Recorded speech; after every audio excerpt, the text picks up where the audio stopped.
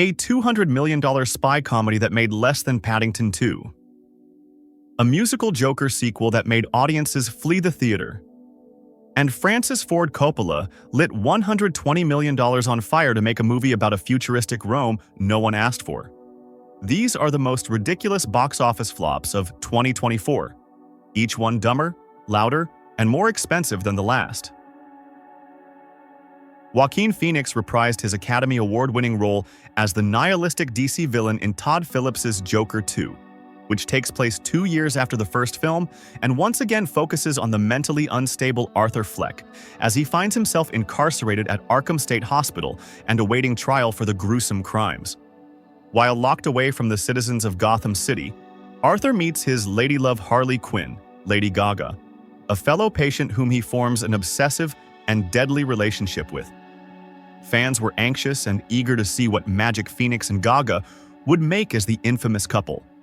But despite the epic build-up towards its release, the sequel crashed and burned both critically and commercially. Joker 2 grossed just $37.7 million its opening weekend and received a lackluster D cinema score from audiences, the lowest grade ever, for a comic book movie, bowing out with earnings of just $6.4 million worldwide and becoming a box office bomb. The musical Thriller reportedly lost Warner Bros. $125 to $200 million. Film and TV sensation. Kevin Costner likely hoped to replicate the unprecedented success of his 1990 Oscar-winning Western epic Dances with Wolves when he directed, produced, co-wrote, and starred in Horizon, an American Saga. Chapter 1. A sweeping picture that centers on the lives of several vastly different families and characters like Costner's Hayes Ellison as they attempt to navigate life's many hurdles during the American Civil War in the dangerous Old West. Shot back-to-back with its upcoming sequel, Chapter 2, the engrossing Western features the additional talents of stars like Sienna Miller, Sam Worthington, and Michael Rooker, and was the ultimate passionate project for Costner, who notably invested $38 million of his own money into the project.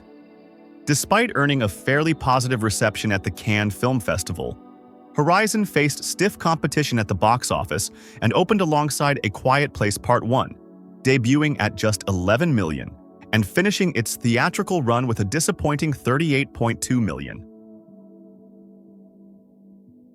Based on the Damian Lewis book of the same name, Guy Ritchie's star-studded action extravaganza, The Ministry of Ungentlemanly Warfare, features a decorated cast including Henry Cavill, Isa Gonzalez, and Alan Ritchson, and provides a heavily fictionalized account of Operation Postmaster, a British special operation carried out by the small-scale raiding force and the Special Operations Executive during World War II.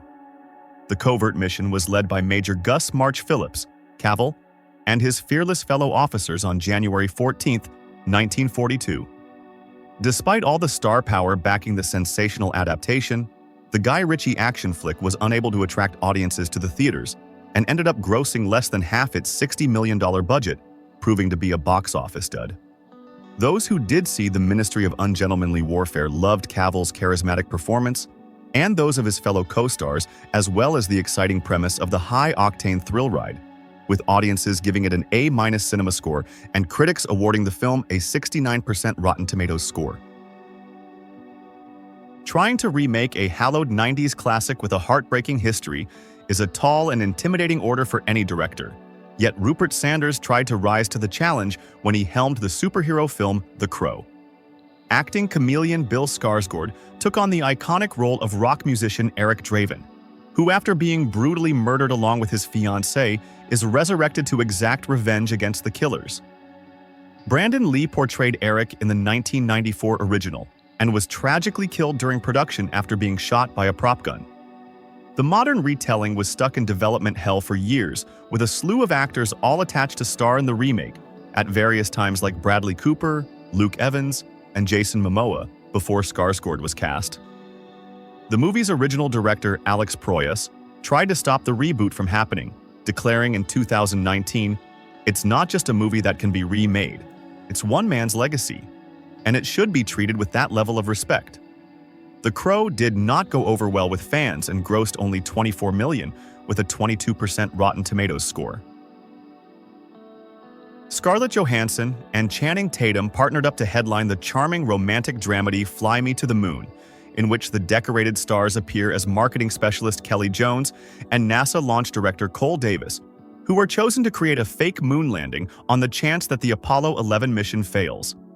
Sparks begin to fly between the ambitious Kelly and stern Cole, who initially clash over how to handle their intimidating task, but find themselves connecting on both a personal and professional level. Park Stayod. Initially intended to be released direct to streaming on Apple TV+, Fly Me to the Moon was instead given a full theatrical premiere due to a positive response from early screenings and was projected to gross roughly $12 million its opening weekend.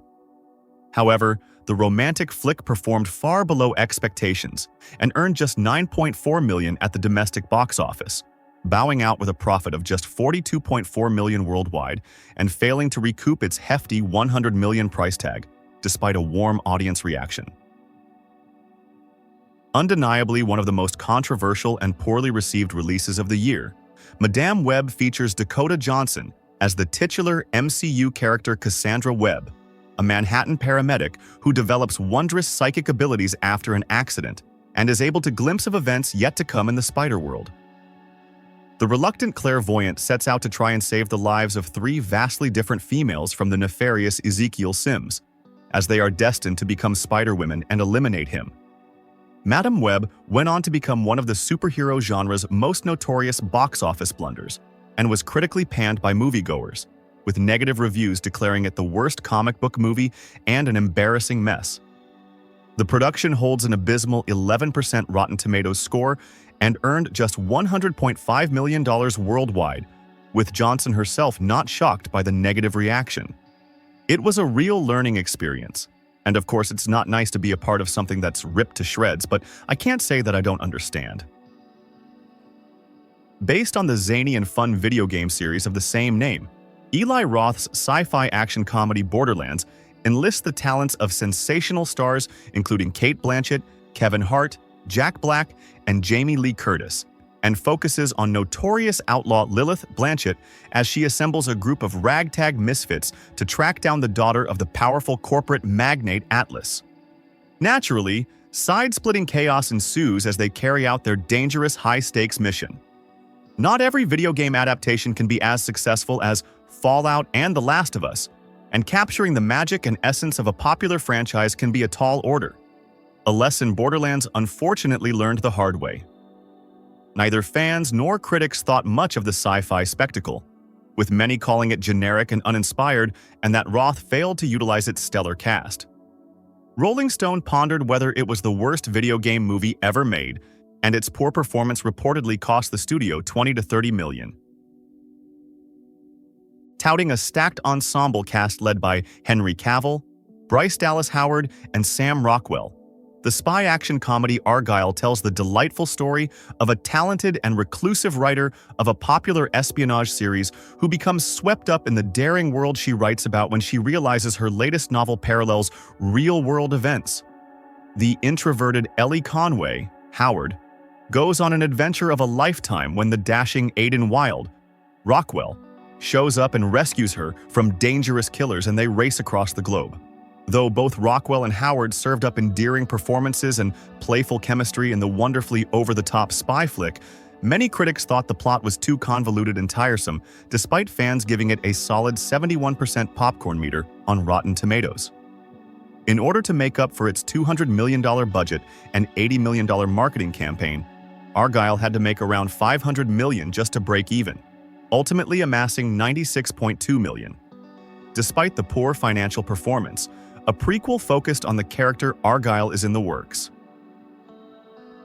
Robert Zemeckis once again enlisted the talent of his go-to leading man, Tom Hanks, to headline his heartfelt drama Here, which reunites Hanks with his Forrest Gump co-star Robin Wright and chronicles the various events that take place in one specific spot of land, spanning centuries, depicting the area from when dinosaurs first roamed the planet to when the young family moves in at the end of World War II. The romance and love story between Richard and Margaret Young is also depicted in the compelling film. Based on the Richard Maguire graphic novel, Here uses sophisticated AI technology to face swap and de-age Hanks and Wright in real time as they performed their scenes, becoming yet another feather in Zemeckis' cap. However, critics felt that the director focused too heavily on style over substance and failed to fully capitalize on the characters and flesh out their storylines. Though Here was released on November 1st, 2024, it grossed just $13 million and was called a soulless, meandering bore by The Observer. After a 13-year absence from the silver screen, the great Francis Ford Coppola plotted his epic return to Hollywood with the sweeping sci-fi drama Megalopolis, which takes place in an alternate version of New York City known as New Rome, where futuristic architect Caesar Catalina, Adam Driver, finds himself at odds with its corrupt and conniving mayor Franklin Cicero, Giancarlo Esposito, over his grand plans to create an idealistic utopia known as Megalopolis.